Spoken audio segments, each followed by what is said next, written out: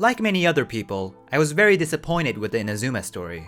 I'm not just talking about how the story was written and paced poorly, I'm also referring to how the story made no attempt to take Raiden's ruling philosophy seriously. In this video, I will be going in-depth into Buddhist philosophy as a way of justifying Raiden's attitude towards visions and her obsession with eternity. So strap yourselves in, grab a pen and paper, and get ready to take some notes. As a basic overview of what Buddhists believe in these 4 truths, literally known as the 4 Noble Truths. The relevant truths here are truths 2 and 3. If you replace the word craving here with ambition, and keep in mind how visions represent people's ambitions in Genshin Impact, now you start to get a fuller picture of why A's philosophy led her to give her tacit approval for the Eye Hunt decree. In Buddhism, dissatisfaction, or suffering as it's sometimes translated, is divided into 3 categories. Number 1. Suffering resulting from unpleasant feelings and sensations. This includes things like breaking your arm or getting a bad grade on a test. Number 2. The suffering of existence. This goes beyond the scope of this video. And number 3. Suffering resulting from change. The best example of this is the suffering resulting from when a happy experience ends. This third type of suffering is the most relevant here, as this is the reason for Raiden's obsession with eternity. In Raiden's case, losing her friends and her sister during the cataclysm made her keenly aware of the suffering that can result from change. Raiden is clearly meant to evoke a Buddhist aesthetic that does not come across in English. Here I will be analyzing her Japanese voice lines. One of the lines she says when she uses her elemental burst is, "Koko yori, jakumetsu no toki." In the English dub, she says, "Now you shall perish." A more literal translation would be, "Now is the time of destruction," but it can also mean, "Now is the time of nirvana," with nirvana often being compared to blowing out the flame of a candle. Another line she says is, "Muga no kyochi." In the English dub, she says, "Torn to oblivion." A more literal translation would be, "Towards the state of being freed from the ego." When you open a treasure chest, Raiden says, "Shuyu no yume ni sugimasen." In the English dub, she says, "But a momentary distraction."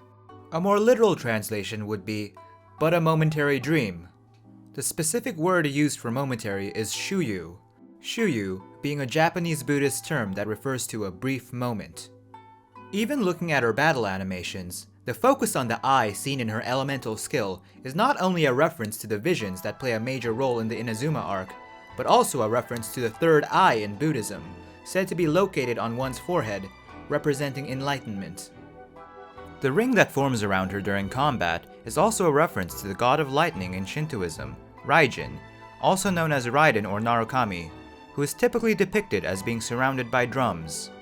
Furthermore, this pose by Raiden with her right leg crossed over her left that she takes, as shown in her character demo, is a pose associated with Maitreya, a Buddha prophesied to appear on Earth in the future. Let's also take a look at Raiden's introduction blurb.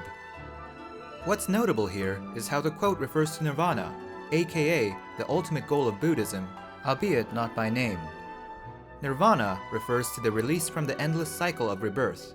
This is the goal of Buddhism because this cycle is considered to be unsatisfying and painful. While this didn't play a major role in the story, it's interesting how this quote references this fundamental Buddhist teaching. The titles of the Inazuma quests also play into these Buddhist aesthetics.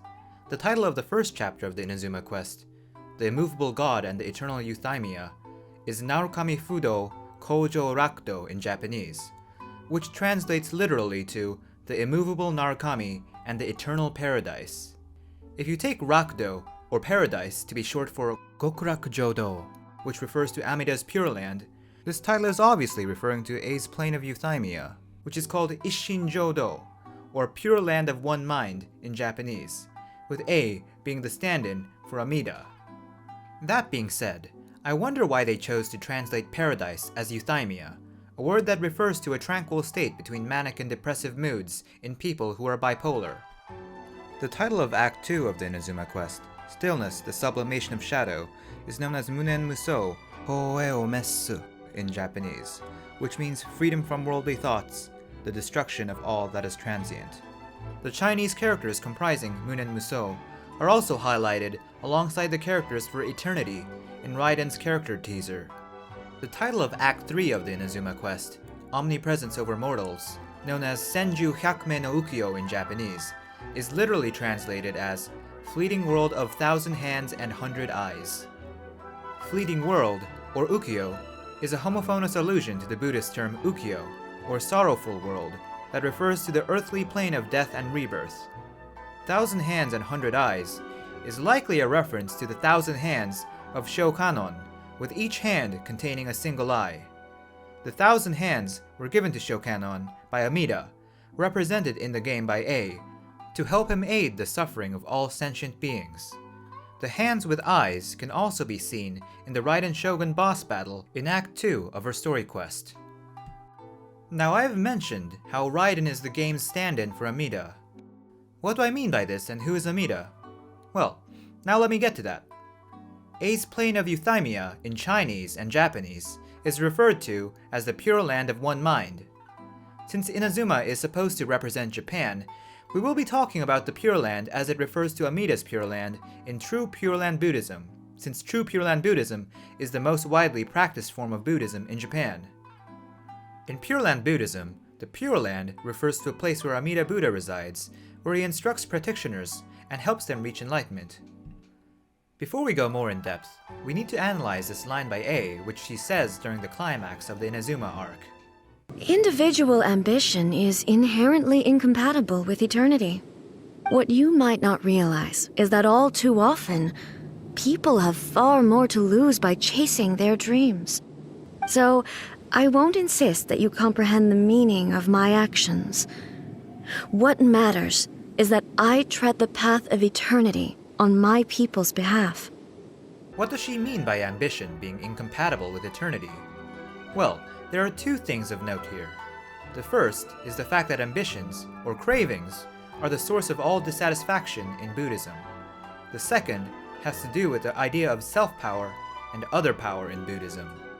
According to True Pure Land Buddhism, humanity in the current age is too selfish and ignorant, and too deeply rooted in karmic evil to reach enlightenment on their own, making it necessary to rely on an other power, namely the power of Amida, to reach enlightenment.